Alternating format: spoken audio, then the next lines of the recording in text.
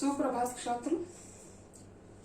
हमने इसके पहले लेक्चर में केशव दास और घनानंद के बारे में चर्चा की थी। केशव दास और भूषण के बारे में चर्चा की थी। तो आज हम बिहारी के बारे में चर्चा करेंगे। तो बिहारी जो है, बिहारी रीति काल के श्रृंगार के सर्वश्रेष्ठ कवि माने जाते हैं। इनका जन्म 1652 में हो चुका और उनका अंत जो है, उनका अंत यानी जैसे हम मानते हैं कि 1720 में इनका अंत हो गया। उनका जन्म 1652 और अंत जो है 1720 में हो गया है। तो बिहारी हिंदी साहित्य के अत्यंत लोकप्रिय कवि माने जाते हैं। इनके जन्मस्थान के बारे में 3 मत प्रचलित है, यानी उनका जन्म कहाँ हो गया इसके बारे में विद्वानों में काफी मतभेद है, क्योंकि इन तीनों स्थान जो है, तीनों स्थान अलग अलग है। इसी कारण लेकिन उनके जीवन में इन तीनों स्थानों का कोई न कोई महत्व है। इनके साहित्य में इन तीनों स्थानों का उल्लेख जरूर होता रहता है। ग्वालियर, वसुआ गोविंदपुर और मथुरा, इन तीनों स्थानों से इनका संबंध स्थापित किया जाता है। इन्हें ग्वालियर भी उनके साहित्य में आता है, बसुआ गोविंदपुर भी आता है और फिर मथुरा का चित्रण तो उनके साहित्य में ही देता होता है। जैसे उनके साहित्य में राधा और कृष्ण का जो वर्णन हो गया है, श्रृंगार का वर्णन हो गया है, तो उससे ये साबित होता है कि मथुरा से उनका संबंध काफी प्रचलित है, ऐसा माना जाता है। ग्वालियर इनकी जन्मभूमि मानी जाती है, ग्वालियर में उनका जन्म हो गया ऐसा माना जाता है। बिहारी के पिता का नाम केशव राय था। अधिकतर आचार्यों का कहना है कि आचार्य केशव ही इनके पिता है। इनके पिता का नाम केशव राय है। इसी कारण बहुत सारे विद्वान मानते हैं ये आचार्य केशव जो केशव दास जी जो है, जो रीति काल के प्रवर्तक माने जाते हैं, जो कठिन काव्य का प्रेत माना जाता है, ये आचार्य केशव दास जी यानी इनके पिता माने जाते हैं। बिहारी मथुरा चौबे थे। इनका जो जाति मानी जाती है वो मथुरा चौबे थे, ऐसा माना जाता है। इनके एक बहन और एक भाई था। इन्हें कुल मिलाकर इनके परिवार के 3 सदस्य थे। एक बिहारी और दूसरे जो है एक भाई और एक बहन थी, ऐसा माना जाता है। इनके पिता ग्वालियर छोड़कर ओरछा चले गए थे। उस समय बिहारी की अवस्था 8 वर्ष की थी। यानी बिहारी के पिता जो है केशवदास जो माने जाते हैं, वो ओरछा छोड़कर यानी ग्वालियर चले गए थे। उसी समय उनकी आयु, बिहारी की आयु जो है वह सिर्फ 8 साल की थी, ऐसा माना जाता है। उस समय बिहारी की अवस्था 8 वर्ष की थी। वहां उन्होंने काव्य ग्रंथों का सम्यक अध्ययन कर दिया। ग्वालियर में उन्होंने काव्य ग्रंथ, काव्य शास्त्र जो है उसका प्रचुर मात्रा में अध्ययन कर दिया है। इनके पिता फिर ओरछा छोड़कर वृंदावन चले आए, यानी फिर वे ग्वालियर छोड़कर ओरछा आ गए। फिर ओरछा छोड़कर वे वृंदावन आकर बस गए। वहां बिहारी ने साहित्य के साथ साथ संगीत का भी अध्ययन कर दिया। वृंदावन में आकर बस गए तो उन्होंने वहां अध्ययन जैसे संगीत का अध्ययन कर दिया। वृंदावन में उनकी शाहजहां से मुलाकात हो गई, यानी संगीत प्रेमी शाहजहां जो है उसकी और बिहारी की मुलाकात हो गई। वहीं पे वह उन्हें आगरा ले गया। वहां पर उन्होंने फारसी शायरी का अध्ययन कर दिया। शाहजहां के दरबारी कवि बनने का प्रयत्न हो गया है। शाहजहां उन्हें अपने दरबार में ले गए और वहां उन्होंने फारसी शायरी का अध्ययन शाहजहां के दरबार में आगरा में कर दिया। शाहजहां ने पुत्र जन्मोत्सव के उपलक्ष्य में अनेक राजाओं को आमंत्रित किया। वहां बिहारी ने अपनी काव्य निपुणता का खूब परिचय दिया। यानी शाहजहां ने अपने पुत्र जन्मोत्सव पर बहुत सारे हिंदुस्तान के जो राजा है उनके पल्ले रहने वाले राजा जो है वही को उन्होंने निमंत्रित कर दिया था। और उसी समय काव्य गोष्ठियों में बिहारी ने अपने काव्य निपुणता का परिचय दे दिया। वही उन्होंने अपना काव्य यानी इस काव्य गोष्ठी में प्रस्तुत कर दिया है। बिहारी पर मुग्ध होकर राजाओं ने उन्हें अपने दरबारी कवि बनने का यानी प्रयत्न कर दिया। बिहारी की वही वार्षिक वृत्ति बांध दी, यानी वार्षिक वृत्ति यानी तनख्वाह, वह साल में इतना पैसा आपको हम दे देंगे, आप हमारे दरबारी कवि बन जाए। इसी सिलसिले में बिहारी एक दफा मिर्जा राजा जैसे के यहाँ पहुंचे। यह कवि जो है बांधे बनते नहीं है, वे यानी यात्रा करते रहते हैं। ऐसे ही एक समय वे यानी यात्रा कर रहे थे, उसी समय मिर्जा राजा जयसिंह के दरबार पहुंचे। वह यानी अभी उनका यानी उसी समय बहुपत्नीत्व विवाह पद्धति थी और उनका नया विवाह हो गया था और वह अपनी रानी के प्रेम में इतने फंस गए थे, दरबार में आना तो उन्होंने छोड़ ही दिया था। वे यानी अंतपुर से नई जो रानी थी उससे अलग नहीं हो रहे थे, अंतपुर में ही रहते थे। इसी कारण जो है यानी उनकी जनता जो है बहुत दुखी थी और जनता ने वे दरबार में उनसे मिलने के लिए गए तो जनता ने बता दिया कि राजा दरबार में नहीं आते हैं। तो उसी समय बिहारी को लगा कि ठीक है, हम कोई पत्र लिख देते हैं और उससे क्या कर दीजिए, आप पत्र राजा के पास पहुंचा दीजिए और उससे सब कुछ अच्छा हो जाएगा। तो दरबारियों ने भी कहा ठीक है और राजा उसी समय बिहारी ने एक दोहा कागज पर लिख दिया और कहा कि यह पत्र उनके पास भेज दीजिए। उसका नतीजा बहुत अच्छा हुआ। एक ही काव्य पंक्ति लिखी उन्होंने, नहीं पराग नहीं मधुर मधु नहीं विकासो यही काल अली कली हिसो बिंद आगे कौन हवाल। नहीं पराग नहीं मधुर मधु नहीं विकासो यही काल अली कली हिसो बिंद आगे कौन हवाल।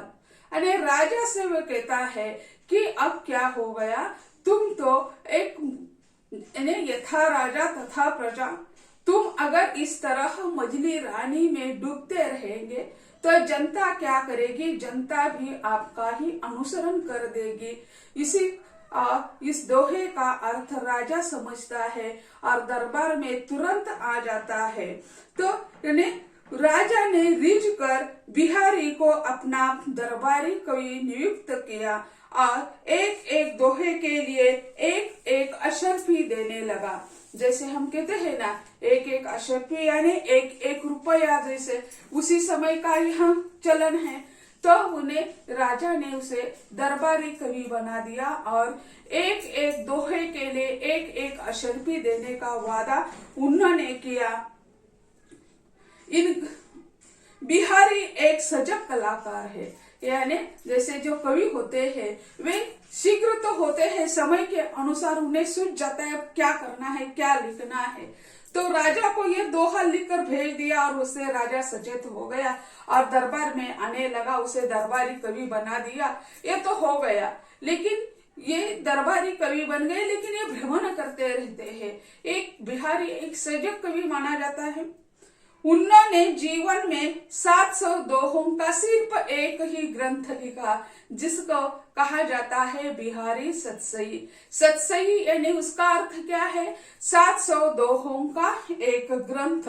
700 उसके ऊपर थोड़े बहुत हो तो कोई समस्या नहीं है, लेकिन इसी कारण बिहारी सतसई, इसके बाद यानी बाद के कवियों ने सतसई लिखने की पद्धति प्रारंभ कर दी। तो उन्होंने 713 दोहे लिखे और एक ही ग्रंथ लिखा और वह हिंदी साहित्य में यानी आज तक वह महत्वपूर्ण माना जाता है। हिंदी के सर्वश्रेष्ठ ग्रंथों में उनका स्थान महत्वपूर्ण माना जाता है। वे बिहारी जो है बिहारी श्रृंगारी कवि है। संयोग श्रृंगार के कवि, श्रृंगार साहित्य, श्रृंगार रस के दो भेद होते हैं, संयोग श्रृंगार और वियोग श्रृंगार। लेकिन ये बिहारी जो है वह संयोग श्रृंगार के कवि है, वियोग श्रृंगार के कवि नहीं है। वियोग श्रृंगार एक खिलवाड़ मात्र बन गया है उनके साहित्य में। यानी जैसे संयोग पक्ष में इनका जो मन रमा हुआ है वो उतना वियोग श्रृंगार में नहीं रमा है। यानी वियोग पक्ष में नहीं रमा है उनका। यानी जैसे वियोग के लिए सहानुभूति होनी चाहिए, लेकिन ये तो अच्छे परिवार में रहे हुए हैं, वियोग उनके जीवन में कब नहीं आया है। इसी कारण वियोग पक्ष के लिए हृदय की जिन सहानुभूतियां और द्रवनशीलता की आवश्यकता होती है वह बिहारी में नहीं रहे। वे अनुराग के कवि है और उनकी वृत्ति अनुराग के मिलन पक्ष में खूब रमी हुई है। वे वास्तव में अनुराग के कवि है। इसी कारण क्या हो गया है, वे अनुराग में ही डूबे रहे हैं और उसमें अनुराग में ही मिलन पक्ष में उनका जीवन या उनकी दृष्टि वही रमी हुई है। संयोग पक्ष की कोई ऐसी स्थिति नहीं जो बिहारी के दृष्टि से बची हो। यानी संयोग श्रृंगार की ऐसी कोई भी स्थिति नहीं है जिससे यानी बिहारी के आंखों से छूट गई है। संयोग पक्ष का उन्होंने भरपूर मात्रा में प्रयोग कर दिया है। बिहारी के दोहों में न तो कोई बड़ी अनुभूति है न कोई ऊंची बात, सिर्फ लड़कियों की कुछ अदाएं हैं, मगर कवि ने कुछ ऐसे ढंग से चित्रित किया है कि आज तक रसिकों का मन कचोट खाकर रह जाता है। यानी विशेष कुछ उसमें नहीं है, लेकिन क्या है, लड़कियों की अदाकारी कहा है, लड़कियों की मनस्थिति का चित्रण कर दिया है। लेकिन उसी समय की लड़की और आज की लड़की इसमें कोई अंतर नहीं है। उसे आज भी यानी जैसे हम मानते हैं ना कि उसी समय की स्थितियां और आज की स्थितियां एक जैसी है, मन कभी परिवर्तित नहीं होता।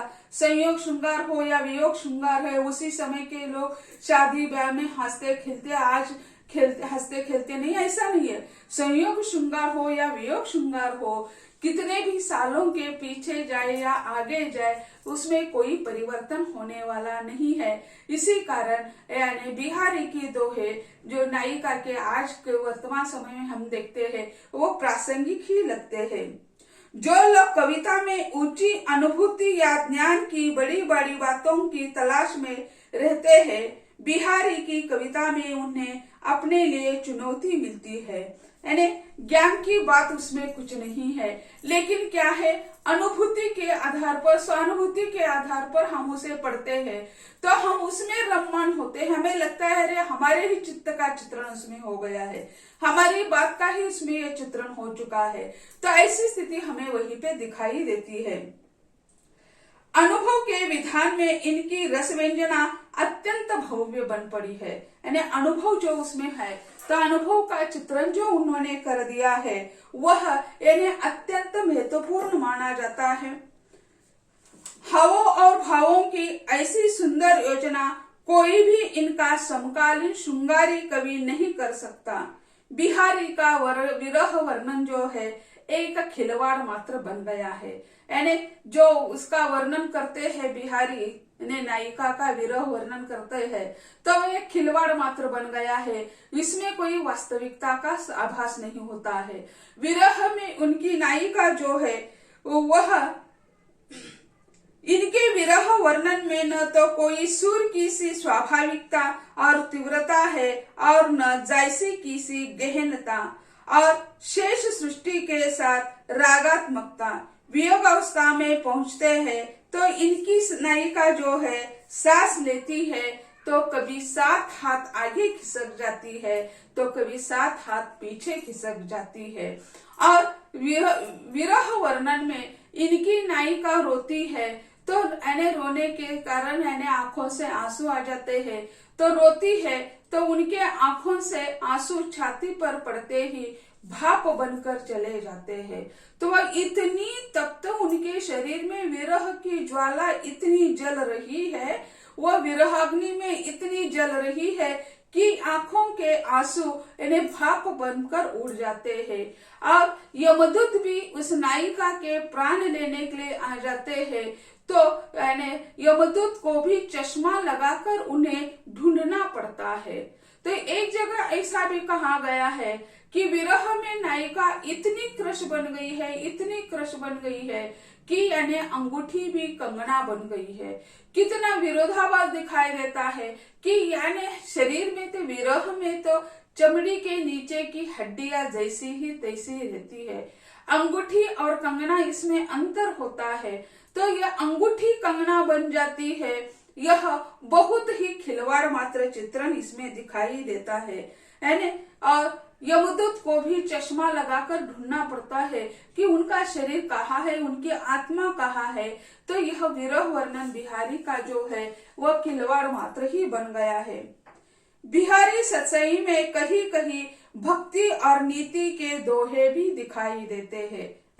बिहारी सतसई जो है इसमें कहीं कहीं भक्ति और नीति के भी दोहे दिखाई देते हैं। इन्होंने राधा कृष्ण और नरसिंह का स्मरण किया है। राधा कृष्ण और जैसे नरसिंह अवतार और राधा कृष्ण का वर्णन तो उनका महत्वपूर्ण ही है, तो राधा कृष्ण का वर्णन किया है और उसके साथ साथ नरसिंह का भी स्मरण कर दिया है।